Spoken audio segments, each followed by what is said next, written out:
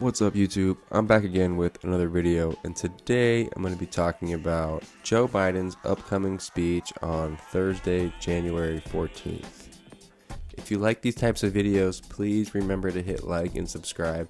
It helps me get more eyes on this video and helps grow the community, and I appreciate it. Just a quick disclaimer. One thing I think everybody needs to hear is that the stock market does not care about your political opinions. This is not a political channel. I'm not here to talk about politics. Personally, I'm not a big fan of either candidate, to be honest. And this is totally not political.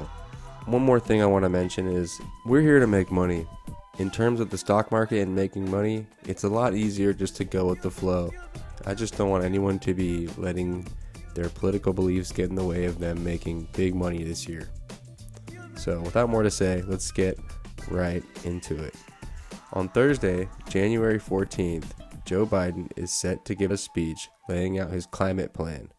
Here I have a few clips from the last debate where Joe Biden lays out everything he's going to say. Here's where we have a great opportunity.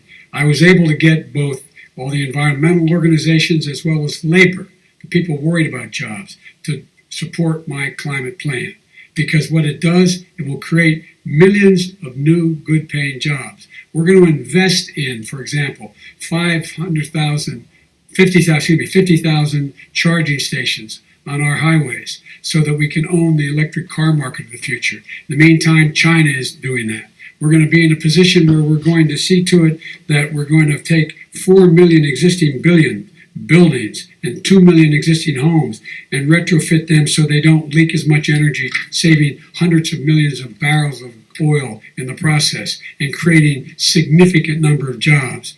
And by the way, the whole idea of what this is all going to do, it's going to create millions of jobs, and it's going to clean the environment. Our health and our jobs are at stake. That's what's happening. And what right now, by the way, Wall Street firms indicated that my plan will in fact create 18.6 million jobs, 7 million more than his. This is from Wall Street. So now we know at least two things that Joe Biden is interested in: an EV charging network like we see on this website, and some type of carbon capture from our existing energy plants. Now, we all know EV charging, those stocks are all over the market.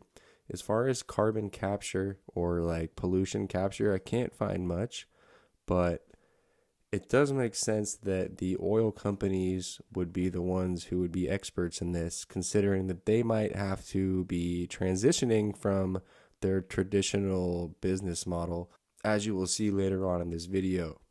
One more thing I want to mention is when Joe Biden talks about labor, he's talking about labor unions, and unions would support all of this green energy work because those are high paying jobs.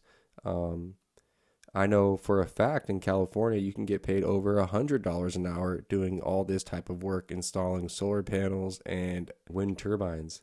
It's actually a skilled labor. Not anyone can just run out there and do it, but those who are trained can actually make a lot of money. So of course they would support this.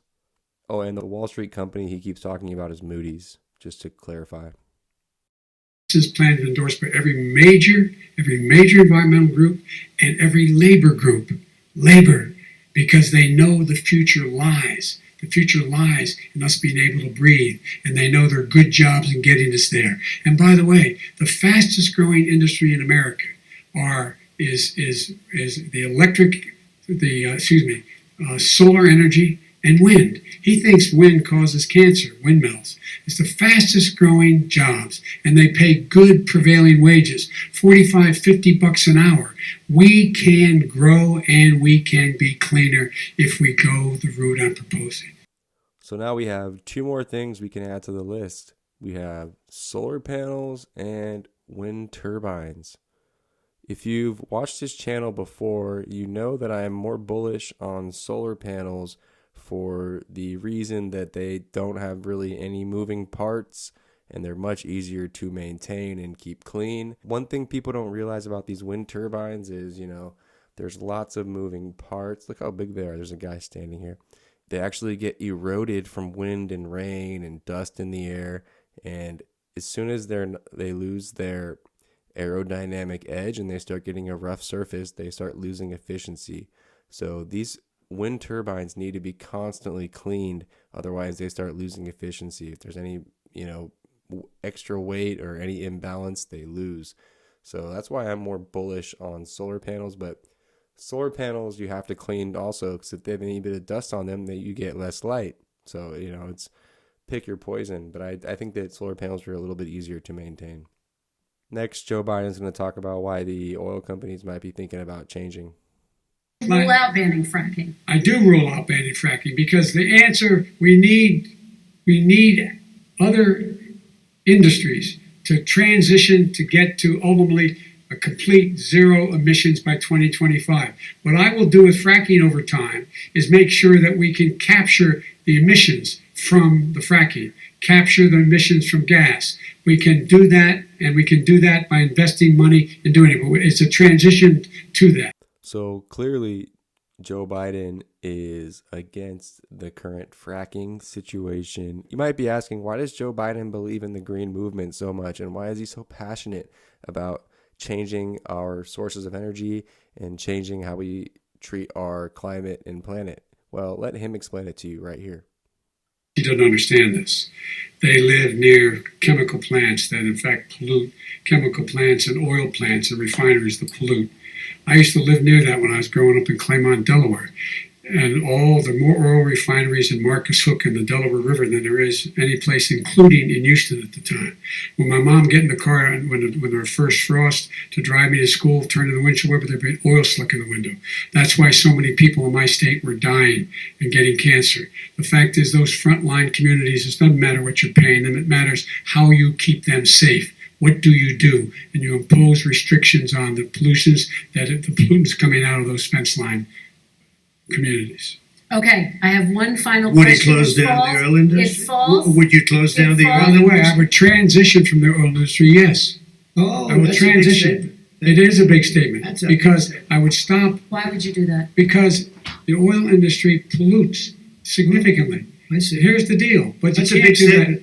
that. Well, if you let me finish the statement, because it has to be replaced by renewable energy over time. And I'd stop giving to the oil industry, I'd stop giving them federal subsidies. You won't give federal subsidies to the gas, to solar and wind. Yeah. Why are we giving it to oil industry? We actually do All right. to solar and wind. All right, guys. So the theme of the story is we're gonna ride the green wave.